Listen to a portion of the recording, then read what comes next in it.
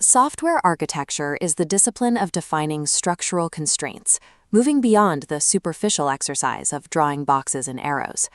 Without strict enforcement of these constraints, even the most pristine design inevitably decays under the pressure of daily development. This gap between the planned design and the as-built reality is called architectural erosion. Every minor, undocumented workaround and unverified assumption accumulates. This unchecked drift pulls the implemented codebase further from the original blueprint every single day. This erosion stems from a failure to translate high-level design into strict operational engineering constraints that developers can follow. A persistent professional misconception isolates the architect from the governance of project scope, assuming that task belongs exclusively to project managers. In traditional workflows, we often see the architect on one side of a virtual wall and the developer on the other. The mechanical failure occurs here. A unidirectional flow of instructions passes through a barrier, with no structural feedback returning from implementation to design. This one-way barrier prevents the architect from seeing how production realities and local workarounds are warping the intended system structure.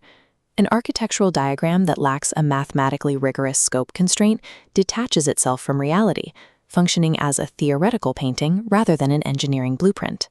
The bedrock axiom of the discipline is that software architecture is the art of drawing lines and establishing boundaries.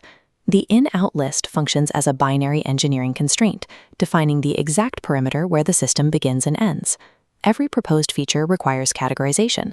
An invoicing API is placed in the in column, while a legacy integration is explicitly moved to out.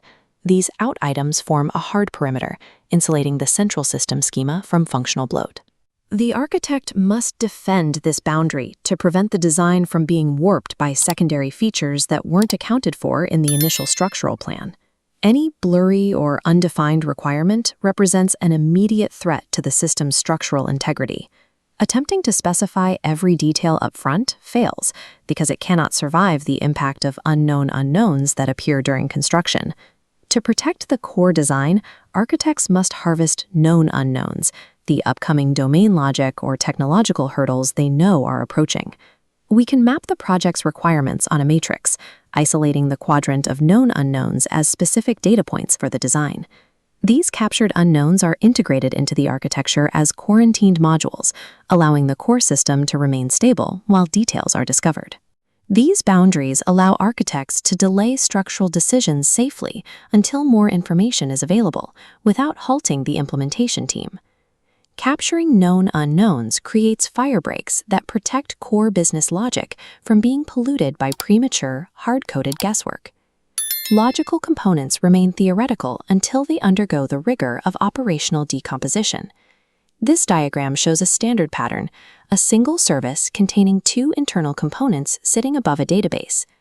To bridge the gap between this diagram and reality, we use a work breakdown structure, or WBS. The architecture establishes the quality attributes, defining how the system will meet performance, security, and availability targets. The WBS then dictates the specific granular tasks required to implement those attributes within the codebase. We translate the logical diagram into a hierarchical tree, stepping down from the primary goal into specific Level 4 nodes. This structure is governed by the 100% rule, meaning the tree must encompass exactly 100% of the architectural scope.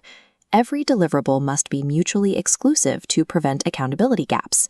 At the lowest level, the 880 rule dictates each work package must take between 8 and 80 hours, focusing on a concrete deliverable, not an abstract activity.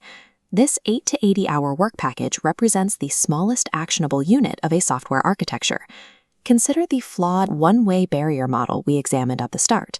Effective governance dissolves that barrier, creating a continuous bidirectional flow between the architecture diagram and the work breakdown structure. The architecture informs the WBS, while the practical constraints of those work packages provide the feedback needed to validate the design. If a logical component cannot be cleanly mapped to an 8 to 80-hour work package, the design is functionally incomplete. Scope defines the mechanical limits of a design. Treating it as mere project metadata detaches the architecture from its implementation. A blurry requirement leads to a chaotic codebase, whereas a strict in-out list provides the clarity needed for clean 40-hour work packages. Rigorous alignment between design boundaries and work packages provides the visibility needed to track drift the moment it occurs. If you have not definitively drawn your out-of-scope boundary, your system is already eroding. Mastering pre-sales discovery and granular decomposition separates the true engineer from the whiteboard theorist. This degree of rigor ensures that what is promised in the boardroom is mechanically viable in the engine room. Ensure your lines are drawn clearly.